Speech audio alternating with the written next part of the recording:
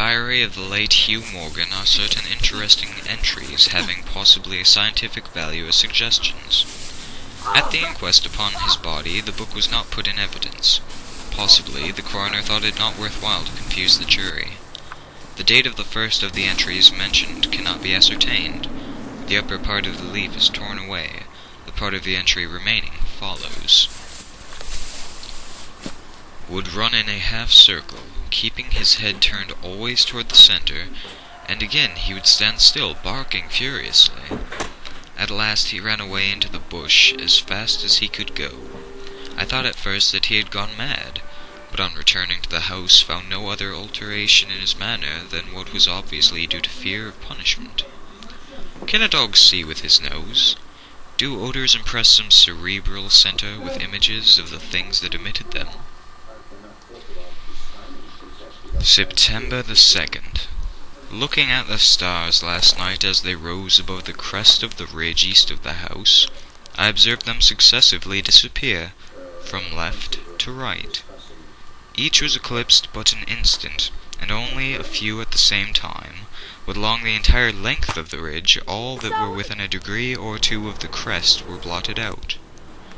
It was as if something had passed along between me and them, but I could not see it, and the stars were not thick enough to define its outline. Ugh, I do not like this. Several weeks' entries are missing, 3 leaves being torn from the book. September the 27th. It has been about here again. I find evidences of its presence every day. I watched again all last night in the same cover, gun in hand, double-charged with buckshot.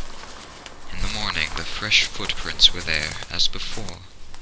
Yet I would have sworn that I did not sleep. Indeed, I hardly slept at all. It is terrible, insupportable. If these amazing experiences are real, I shall go mad. If they are fanciful, I am mad already. October the 3rd. I shall not go. It shall not drive me away. No, this is my house, my land. God hates a coward. October the 5th. I can stand it no longer. I have invited Harker to pass a few weeks with me. He has a level head. I can judge from his manner if he thinks me mad. October the 7th. I have the solution of the mystery. It came to me last night, suddenly, as if by revelation. How simple, how terribly simple. There are sounds that we cannot hear. At either end of the scale are notes that stir no chord of that imperfect instrument, the human ear. They are too high or too grave.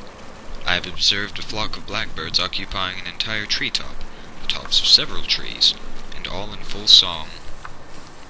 Suddenly, in a moment, at absolutely the same instant, all spring into the air and fly away. How? They could not all see one another. Whole treetops intervened. At no point could a leader have been visible to all.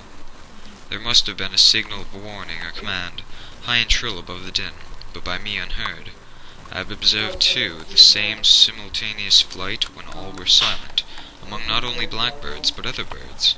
Quail, for example, widely separated by bushes. It is known to seamen that a school of whales basking or sporting on the surface of the ocean, miles apart, with the convexity of the earth between, will sometimes dive at the same instant, all gone out of sight in a moment. The signal has been sounded, too grave for the ear of the sailor at the masthead and his comrades on the deck, who nevertheless feel its vibrations in the ship as the stones of a cathedral are stirred by the bass of the organ. As with sounds, so with colors. At each end of the solar spectrum, the chemist can detect the presence of what are known as actinic rays. They represent colors, integral colors in the composition of light, which we are unable to discern. The human eye is an imperfect instrument. Its range is but a few octaves of the real chromatic scale. I am not mad. There are colors that we cannot see, and God help me, the damned thing is of such a color. Alright. Okay. Trogdor!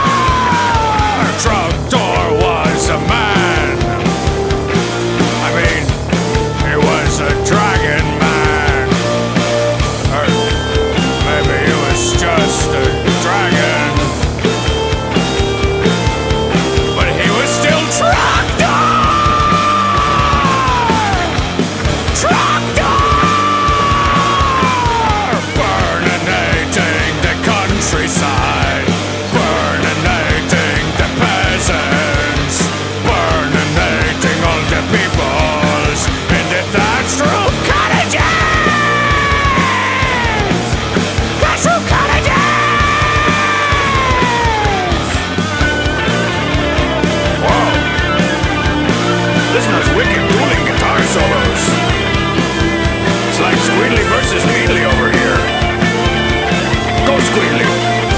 Go Squealy! Squealy wins! When all the land is in ruin,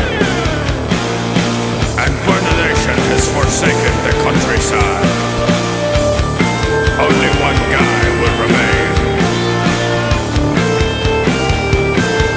My money's on Trogdor! Trogdor! And the Trogdor comes and then